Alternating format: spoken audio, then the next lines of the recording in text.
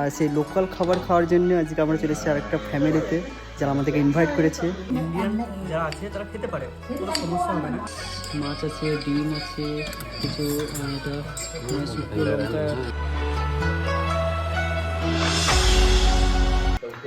Hey guys, welcome back again.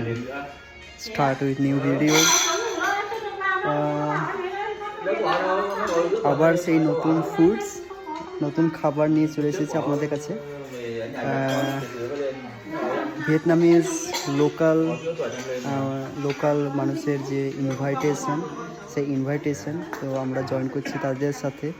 তো এখানে কিছু লোকাল ফুড আছে, অনেক কিছু লোকাল ফুড, তো আমরা ট্রাই করবো এই লোকাল ফুডগুলো।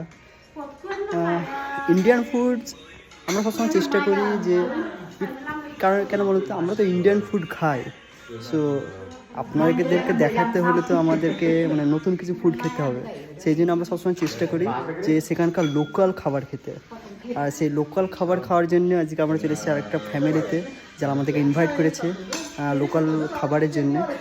তো দেখে ট্রাই করি কেমন লাগে।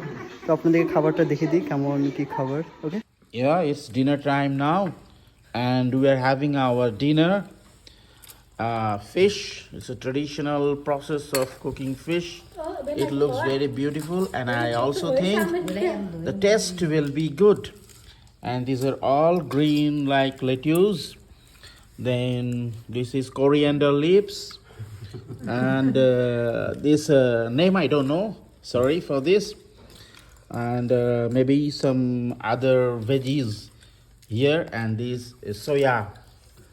Some sauces are here, and we are all friends together eating, so enjoying the moment very much. Overall মানে খাওয়া দাওয়া আমাদের সব ঠিক আছে, মানে ইন্ডিয়ান যারা আছে তারা খেতে পারে, কোনো সমস্যা হবে না।